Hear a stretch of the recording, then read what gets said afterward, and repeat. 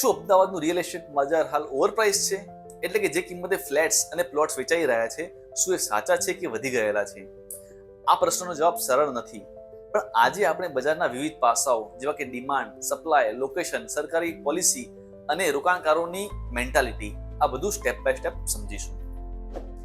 છેલ્લા 10 વર્ષમાં અમદાવાદનું રૂપ બદલાઈ ગયું છે. એસજી હાઈવે, ગિફ્ટ સિટી અને એસપી રિંગ રોડ જેવા વિસ્તારોમાં મોટા મોટા રેસિડેન્શિયલ અને કમર્શિયલ પ્રોજેક્ટ્સ ઉભા થયા છે. કઠવાડા, બાકરોલ, નારોલ, વટવા અને સાણંદ જીઆઈડીસી જેવા એરિયામાં ટેક્સટાઇલ, કેમિકલ, ફાર્માસ્યુટિકલ, એન્જિનિયરિંગ ઇન્ડસ્ટ્રીનો બહુ મોટા પાયે વિકાસ થયો છે. વધુમાં મેટ્રો, બીઆરટીએસ અને નર્મદા કેનાલને કારણે ઇન્ફ્રા બહુ મજબૂત બન્યું છે. આવી સુવિધાઓ વધે એટલે રિયલ એસ્ટેટમાં ભાવમાં વૃદ્ધિ થઈ સ્વાભાવિક છે. પણ સવાલ એ છે કે આ ભાવ વધારો બજારની વાસ્તવિક સ્થિતિ પ્રમાણે છે કે પછી માણસોના સેન્ટિમેન્ટ્સ અને બજારના હાઇટના આધારે? આજની તારીખે અમદાવાદમાં મિડલ ક્લાસ અને અપર મિડલ ક્લાસ લોકોને ઘર ખરીદવાની ઈચ્છા ખૂબ છે, પરંતુ સમસ્યા એ છે કે જે લોકેશનમાં ડિમાન્ડ છે ત્યાં સપ્લાય લિમિટેડ છે. કોઈ પણ માર્કેટમાં જ્યારે ડિમાન્ડ વધારે અને સપ્લાય ઓછો હોય ત્યારે ભાવ વધે, એ અર્થશાસ્ત્રનો નિયમ છે. કોરોના ટાઈમે આ જ થયું છે.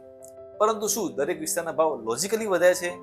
હવે જોઈએ કેટલાક વિસ્તારોમાં ભાવ વ્યાજબી છે અને કયા વિસ્તારોમાં વધારે પડતા વધ્યા છે.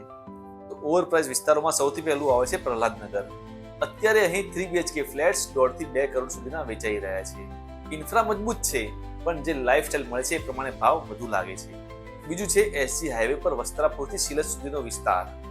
અહીં કમર્શિયલ સાથે રેસિડેન્શિયલ પણ વધારે ભાવે વેચાઈ રહ્યું છે.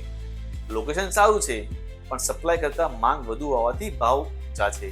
અને ત્રીજું ગિફ્ટ સિટી અને આસપાસનો વિસ્તાર. હાઈ એન્ડ એપાર્ટમેન્ટ, કમર્શિયલ કોમ્પ્લેક્સનો ભાવ ખૂબ જ વધી ગયો છે, અને ખાસ કરીને ઇન્ટરનેશનલ પ્રમોશનના કારણે. હજુ સુધી પ્રોજેક્ટ્સ પાયાના સ્તરે હોય છતાં પણ ભાવ કરોડોમાં છે. ચોથો, બોપલ અને સાઉથ બોપલ. પહેલા આ વિસ્તાર એક આકર્ષક વિકલ્પ હતો, પણ છેલ્લા 3 થી 4 વર્ષમાં અહીં ખૂબ જ ભાવ વધી ગયો છે. 2 BHK માટે 70 થી 90 લાખ, એટલે કે થોડી હાઈપ જેવી સ્થિતિ બની ગઈ છે. પાંચમો, સાયન્સ સિટી. નવી સ્કીમો ખૂબ જ ઊંચા ભાવે બની રહી છે. ઇન્ફ્રાસ્ટ્રક્ચર ડેવલપિંગ સ્ટેજમાં છે, પણ ભાવ મેટ્રો સિટી જેવા ઊંચા છે. અને છેલ્લું અને last, Vaishno Devi circle.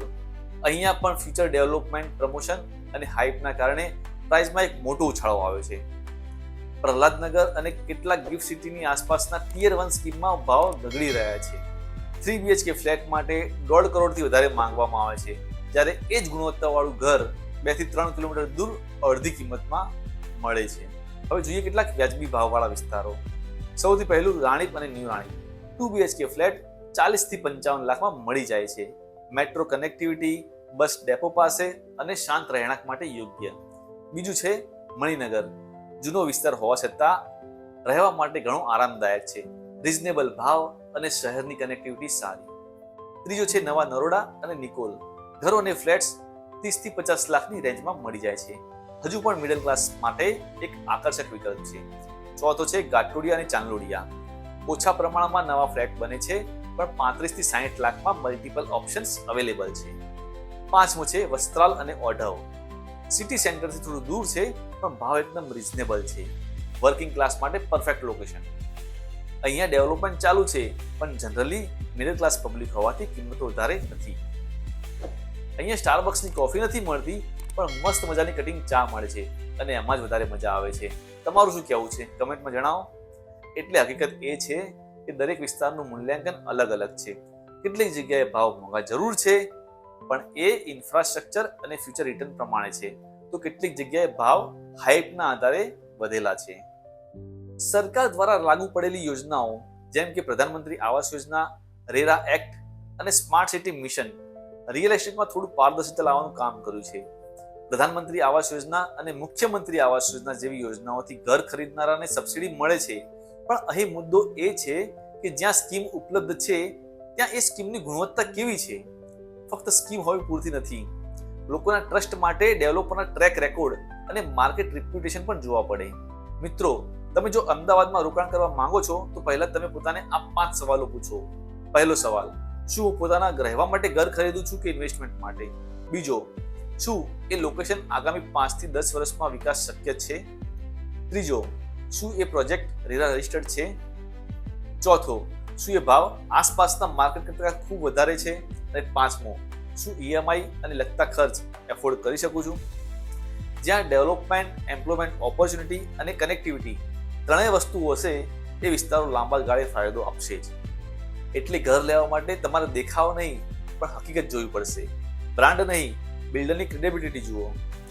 Super build-up નહીં, કાર્પેટ એરિયાની કિંમત સમજો અને તમારી આવક અનુસાર ઈએમઆઈ ગણો. શોખથી નહીં પણ સમજથી ખરીદો. Based on analysis of available data and expert opinion, અમદાવાદમાં રિયલ એસ્ટેટ બજાર સિગ્નિફિકન્ટ ગ્રોથ અને પ્રાઇસ એપ્રિસિએશન કરી રહ્યું છે. Real estate market expansion, strong economic fundamental, ongoing infrastructure development અને બીજા મેઇન ભારતીય શહેરો જેવા કે પુણે, જયપુર, હૈદરાબાદની કમ્પેરિઝનમાં અમદાવાદનું માર્કેટ હજુ પણ અફોર્ડેબલ છે. જોકે જંત્રી રેટ રિવિઝનથી ફ્યુચરમાં રિયલ એસ્ટેટ પ્રાઇસમાં એક મોટો વધારો લઈને આવે એવી શક્યતા છે. ઓવરઓલ અમદાવાદનું રિયલ એસ્ટેટ માર્કેટ સતત ગ્રોઈંગ ફેઝમાં હોય એવું લાગે છે.